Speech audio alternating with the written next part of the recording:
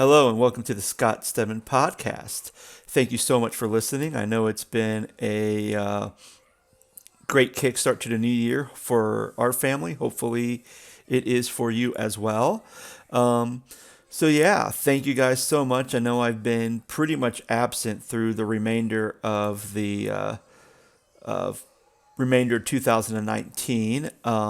Really just had a lot going on. I actually started to play rugby and joined a rugby league, and that really just took up a lot of my time um, with just training and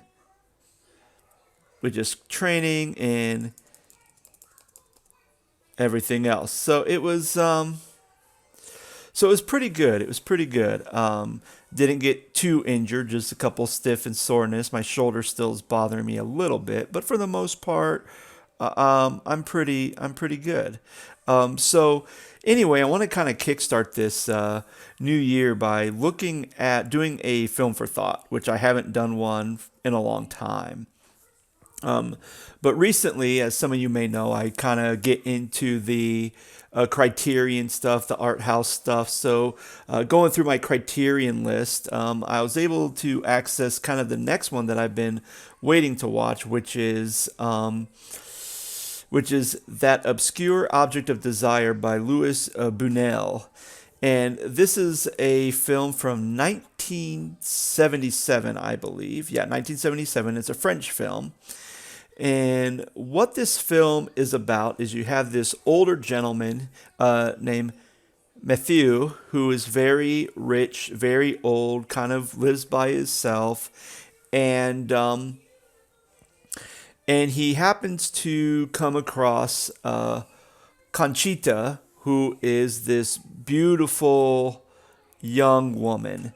And Mathal is just very like infatuated with her, just really is in love with her, and he basically wants her.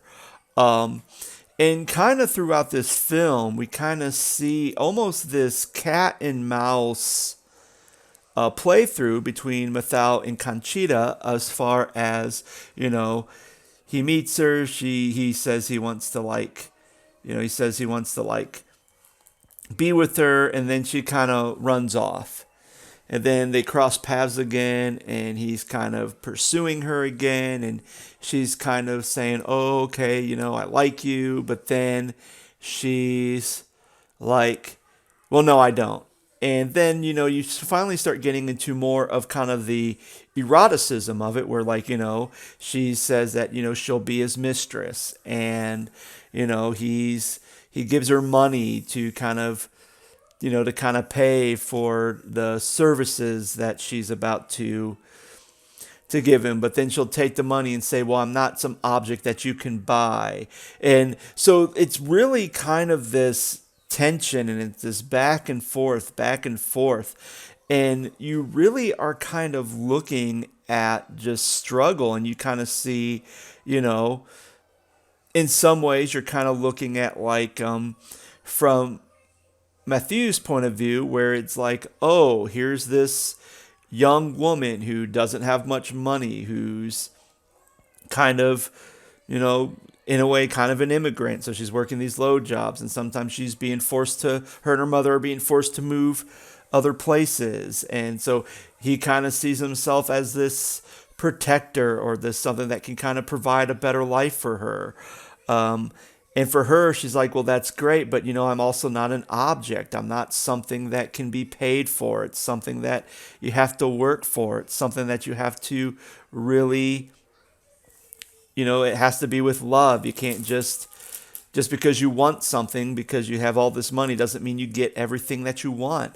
And it's just this explosion of kind of this fantasy and eroticism, but also kind of get snapped back into reality. And basically, it's almost like a terror and a very surrealistic. Surrealistic. It's very political and everything, and it's just a wonderful film. And as I was looking at this film, it just kind of it reminded me of the nature of mankind.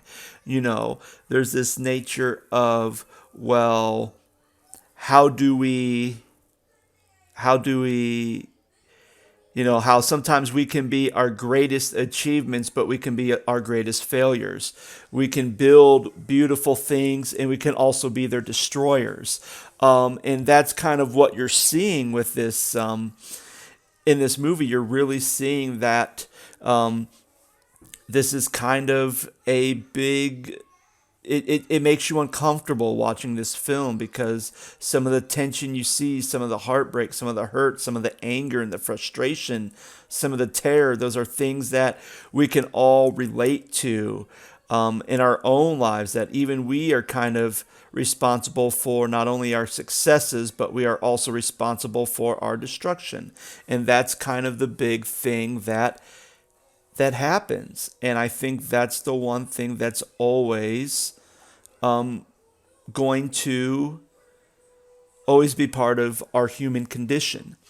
And when we really dive deep into it, we can really think about, from a psychological region, well, how do we stop this madness? How do we kind of how can we continue to be our own successes and not destroy everything that we touch, or everything that we desire? And I think a lot of time it goes back to the concept of, humility, and even the concept of grace, because if I'm able to give grace, even if something was destroyed, or even if there's something that I want that I can't get, if I'm able to extend grace to that person, especially in relationships, that's what's going to continue to build the bridge. That's what's going to lead to reconciliation. That's what's going to repair things. On the flip side of it, I also believe that there's also humility. And that was kind of the big thing. It was almost like Mathal, he was just always constantly pursuing her, always constantly, he wanted her, he desired her, but I don't think he really saw her as her. He didn't see Conchita as someone who was a mate, or someone that he was going to love unconditionally. She was just that object. And even though he would say, "Oh yes, I love you," or "Oh yes, you're the only one for me," or "Yes this," or "Yes that," um, it just seemed like the way it was portrayed, or the acting was portrayed, that it was like you could tell that, like, no, it wasn't. It wasn't going to be like that. It was something. It's just something object. And sure, when you think about objects, eventually objects fade, objects start to break down, objects tear, and especially kind of at this almost at the end shot. There's a shot where there's this lady who is a tailor, and she's basically stitching up a wedding veil. But even in the wedding veil, you see there's a tear, and there's basically a camera on this wedding veil where you see her just stitch up this big, gigantic hole so that it can be made whole. Even though you can see that on the side of the thing, you see that there's like markings and blood on this veil. For that, probably there was a fight, probably there was something that happened, and also there's kind of this threat of terrorism in the background that was kind of like on the backdrop throughout this whole movie. And that's kind of the thing about relationships, is that if, sometimes you have to always be able to mend things up.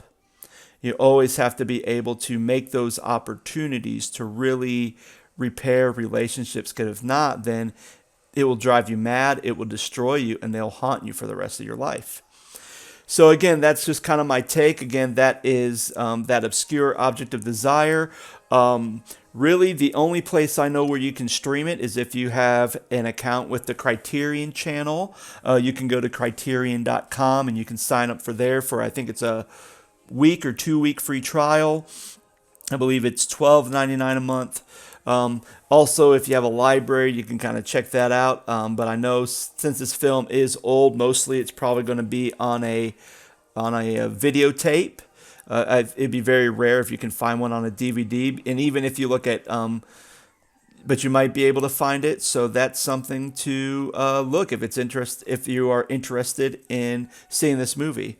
But yeah, that's kind of all I have for this episode. So guys, thank you so much. I'm planning on trying to work on doing like having guest speakers. There's a lot of great things that I'm trying to do and trying to get all those points taken care of. So I'm looking forward to kind of create some new content for you guys to listen to, and I hope you guys have a wonderful rest of the week. I'll talk to you soon. Bye.